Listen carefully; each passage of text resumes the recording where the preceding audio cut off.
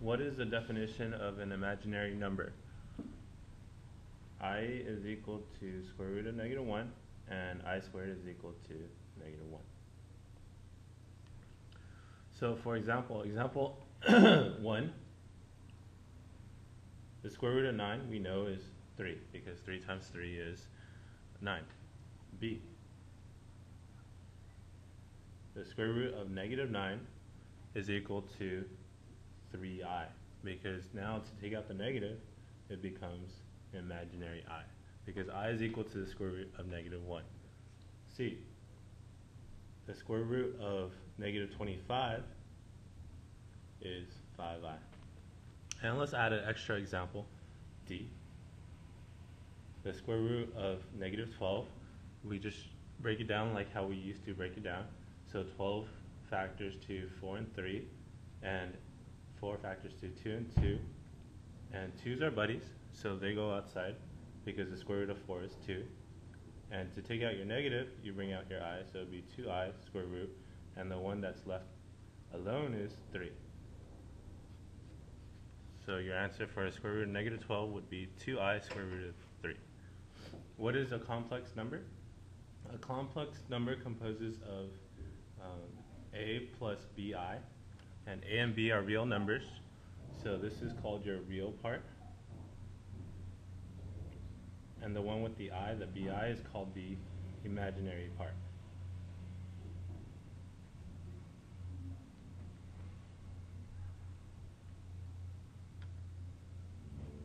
So example 2, we're going to graph.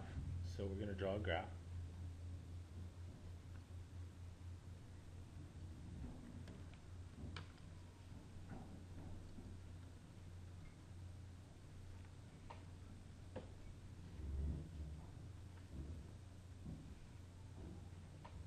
And instead of drawing x-y axis, the x-axis is now the real number axis, and the y-axis is the imaginary number. We'll go ahead and draw 5 tick marks.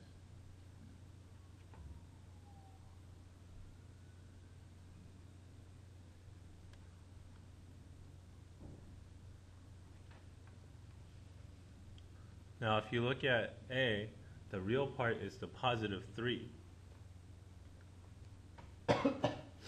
So this is the real axis. We're going to go right 3, 1, 2, 3. And the imaginary is the negative 4, so we go 4 down. 1, 2, 3, 4, and we'll put a dot there. And we'll label that A. 3 minus 4i. Okay, now notice when we label complex numbers, we don't use parentheses. We just write it as a complex number. If you look at B, the real part is the negative 2. So I'm going to go left 2, because that's the real axis, 1, 2. And the imaginary is a negative 1, so I'll go down 1. And that's your graph for B, negative 2 minus I. And the last one, number C, there's no real, so I don't go left or right.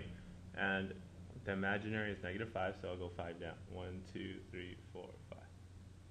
And that's C. Yeah. Example 3, find the difference between 10 minus 6i and 4 minus 3i. So 3a, 10 minus 6i, and 4 minus 3i. Difference means subtraction. So right in the middle, we're just going to subtract. So I'm going to distribute the negative. So that would be negative 4 minus 3i. This is a 1, so I distribute the 1, 10 minus 6i. I just have to combine like terms. I'll combine the real part first. 10 and negative 4 is 6. Negative 6i and negative 3i. Actually, positive 3i. Negative 6i and positive 3i is negative 3i.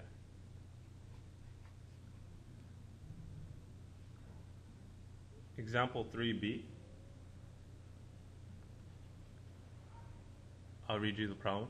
Find the sum between 10 minus 6i and 4 minus 3i.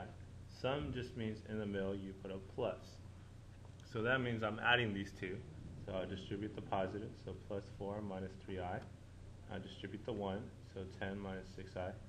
And then after I distribute, what do? I combine like terms. So combine the real parts, 10 and 4. That's 14. Negative 6i, negative 3i is negative 9i. 3c, find the product between 10 minus 6i and 4 minus 3i. So in the middle of these two, product means multiply, so I don't have to put anything between them. That just means FOIL it out. 10 times 4 is 40. 10 times negative 3i is negative 30i. 6i times 4 is negative 24i. 6i times negative 3 is positive 18i squared. Now, just remember, in our definition, I'm going to circle this 18i squared. I squared is equal to negative 1. So negative 1 times 18 is going to be negative 18. I'll just bring the rest down. Combine like terms, combine the real parts. 40 and negative 18, that's 22. Negative 30i, negative 24i, that's negative 54i. And we are done there. 3D, I times the quantity 7 plus 3i. Whenever there's parentheses, what do? We just distribute. Distribute the I, so I times 7, 7i. I times 3i is 3i squared. Now you remember I squared, we know is negative 1, so negative 1 times positive 3 is negative 3. And we write the imaginary part after the real part.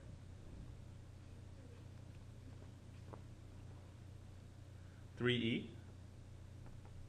square root of negative 17. 17 does not break down anymore. To take out the negative, you just take out your I, so this becomes I square root of 17. 3f, simplify the square root of negative 24 all over 6.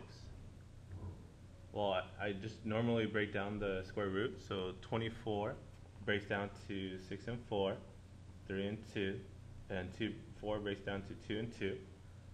Alright, there's buddies of 2's, so the square root of 4 is 2. To take out my negative, I take out my I, so that becomes 2i square root. These two are loners, so 3 and 2 multiply together and give you 6 all over 6. Question here is, can I reduce the 6 and the 6 or the 6 and the 2? You remember, you can only reduce what's outside with outside and what's inside with inside. So since the 6 is in the square root, we can't reduce the 6 with any other number here. So we'll reduce 2 and 6. 2 goes into both of them, so that becomes 1i square root of 6 all over 3. Alright, so that's complex numbers part 1. Thank you.